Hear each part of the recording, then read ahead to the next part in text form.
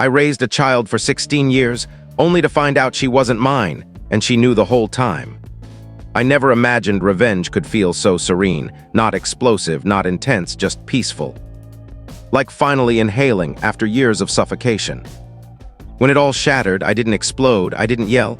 I just leaned back, observed the tower of deceit crumble, and allowed reality to scorch everyone who earned it. If you've ever pondered what it's like to cherish a family that chuckles while betraying you, let me guide you through the moment I ceased being their target and turned into the conclusion they never anticipated. My name is Patrick. For 16 years, I thought I was a spouse and a parent. I thought commitment counted. I constructed a residence with my wife, Nora, and I nurtured a girl I thought was my child, Tara. I labored while Nora remained at home. I covered the expenses, the education costs, the celebrations, the trips. I gave up things like any parent does. I believed affection deserved faithfulness. Evidently, I was merely financing an extended scheme, the disregard that never halted individuals. People always say, children mirror their guardians. Tara didn't simply dislike me, she loathed me. She argued back endlessly. She rolled her eyes when I talked. She shouted at me directly. She accused me of being domineering because I demanded courtesy in my own dwelling. She claimed I was worthless. She scoffed when I mentioned guidelines or order. She would murmur to Nora, giggle, and they'd both fall quiet when I walked in. I attempted to discuss it with Nora. She always protected her. She's an adolescent, you're too rigid. You always aim to be the savior, you don't comprehend her. I faulted myself. I endeavored more. I funded counseling.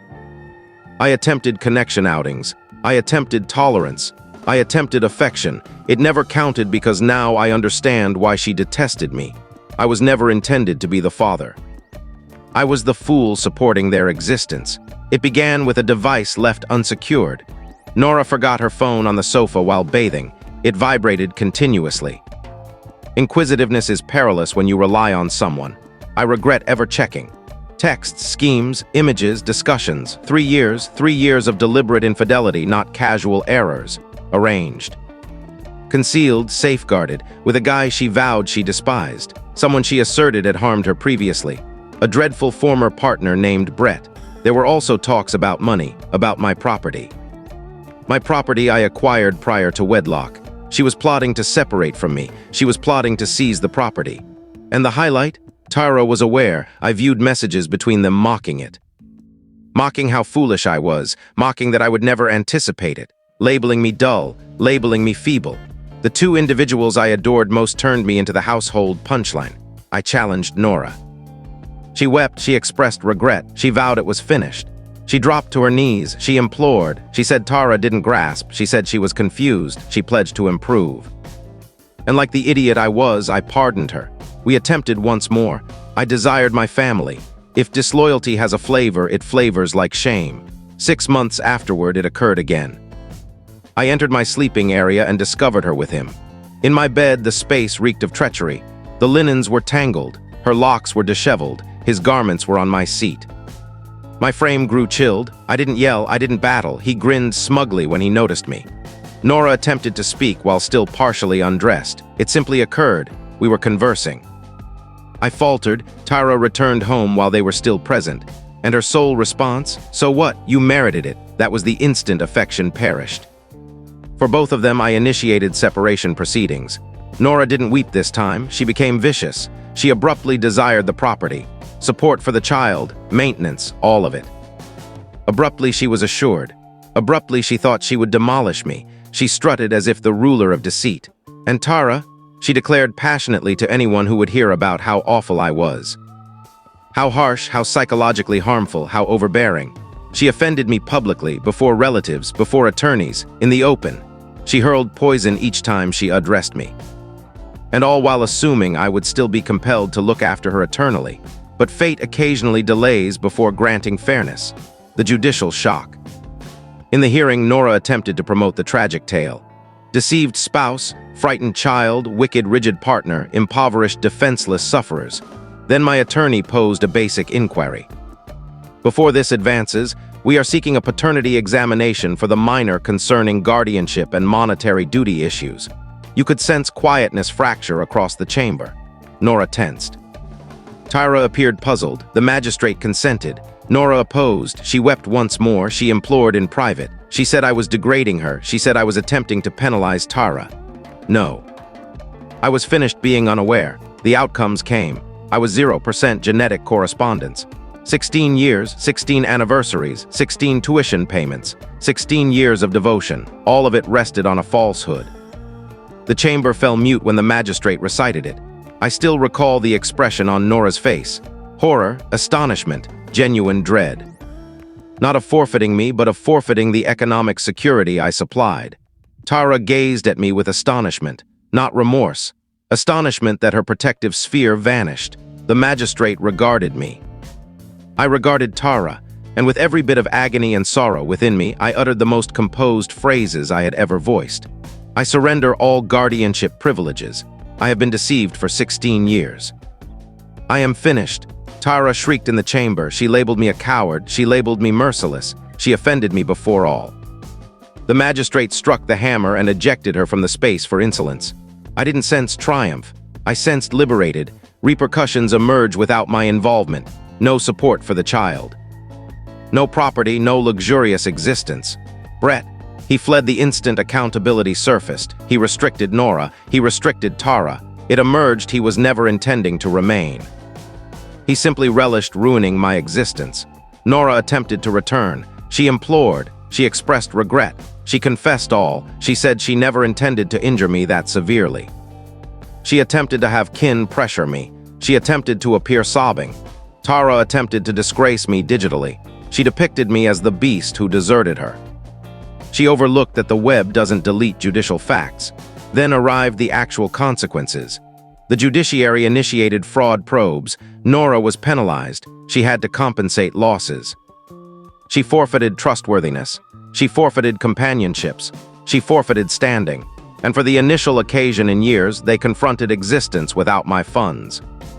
The ultimate encounter months afterward, Tara asked to convene. Out of interest, I consented. She didn't express regret. She desired funds.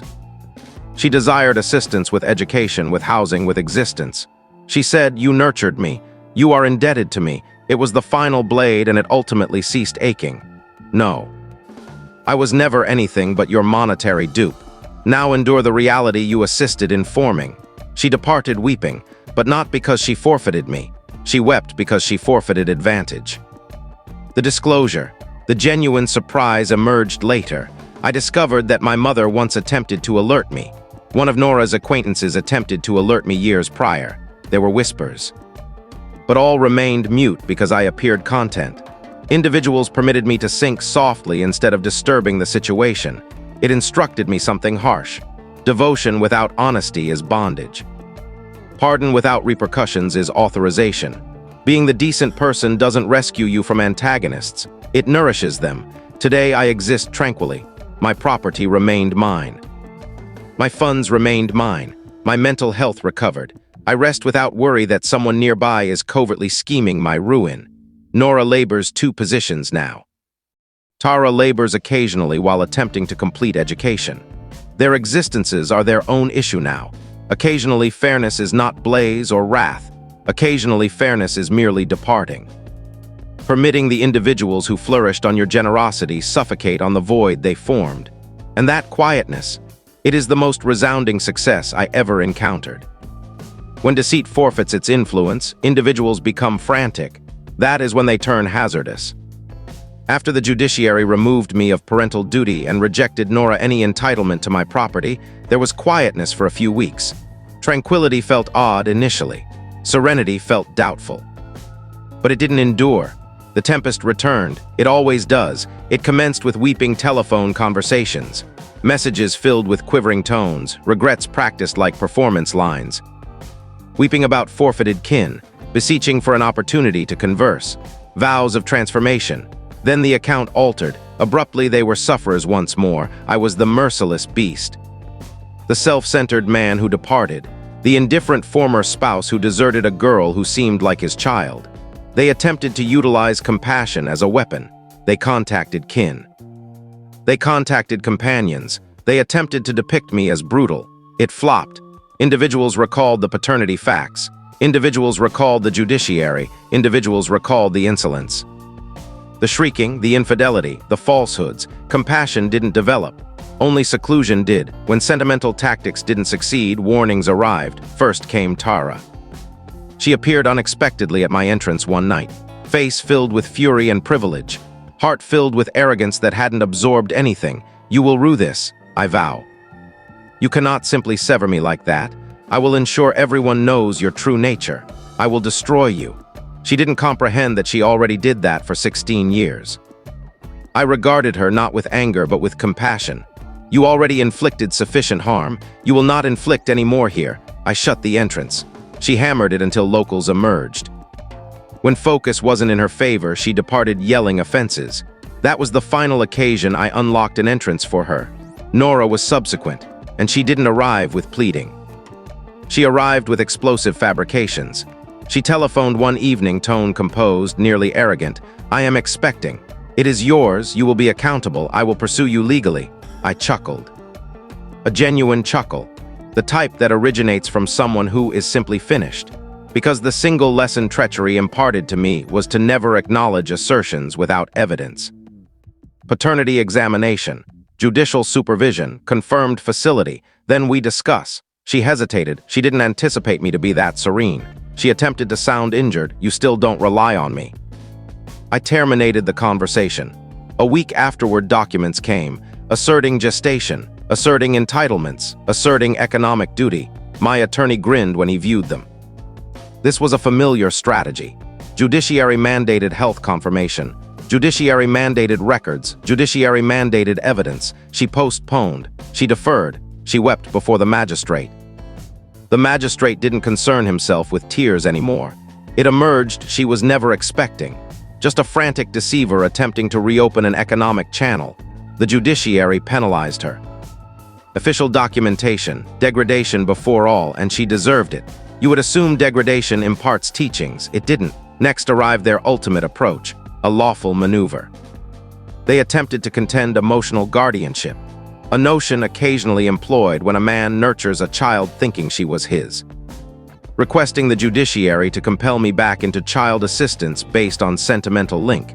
Except they overlooked the vital element. There was no affectionate connection. There was no sentimental reliance. There was only recorded insolence, hatred, deceit, and proof of orchestrated trickery. The judiciary examined texts. The judiciary examined correspondences. The judiciary examined Tara shrieking in the prior proceeding. The judiciary examined how she publicly dismissed me as her parent, repeatedly. The magistrate stated something I will never overlook. You cannot demean a man for years and then weep that he didn't remain to support you when you stumble. Economic duty demands sincerity and guardianship demands courtesy. You provided him neither. Request rejected, proceeding terminated. Penalties warned if they attempted again. That chamber felt like air. For the initial occasion, I inhaled completely. The releasing tempest, they descended. Nora went digital. She vented. She wept. She composed lengthy sentimental entries depicting herself as a shattered parent. She distorted chronologies. She revised occurrences. She attempted to construct compassion groups. It didn't adhere. Individuals posed the incorrect inquiries. Individuals inquired about paternity. Individuals inquired about infidelity. Individuals inquired about judicial records. Reality has an amusing method of pursuing individuals who attempt to evade it. Tara uploaded 2 furious recordings, vents about desertion. Labeling me phony, labeling me a coward, labeling me a shame, but every segment disclosed privilege, every offense disclosed personality, every outburst disclosed precisely why I departed. No remorse. No responsibility, just fury that the funds learned to close. They anticipated the globe to select factions. The globe selected quietness instead, the ultimate clash. Months afterward, I obtained a concluding invitation. A facilitator welcomed me to a discussion, not judiciary-mandated, optional. A final effort to mend, I agreed. Not for reunion, but for resolution. They came attired in remorse they didn't experience. The facilitator addressed justifications, fault transferring. We were perplexed. We were injured, we were reacting. You were too distant, you should have endeavored more, you should have remained, you are indebted to us. There it was again. That term, indebted, I heard quietly. Then I addressed, no, I was indebted affection and I provided it.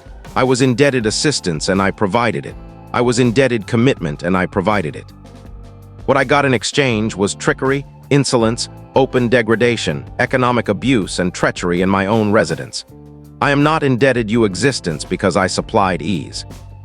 You demolished that connection yourselves, and now you get to discover how to navigate. Tara gazed at the surface. Nora began weeping. Genuine weeping this time, because now it was concluded. For certain, not theatrical concluded, not provisional concluded, not perhaps someday concluded.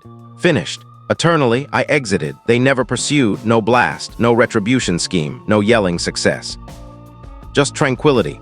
That is the true strength action, not anger, not retribution, not ruin, separation. They attempted deceit. They attempted terror. They attempted remorse. They attempted lawful snares. They attempted disgrace. They attempted compassion. Nothing succeeded. Because the instant you cease cherishing individuals who mistreat you, they forfeit every tool they ever possessed. I didn't succeed by combating them. I succeeded by ultimately selecting myself. And departing felt superior to retribution ever could.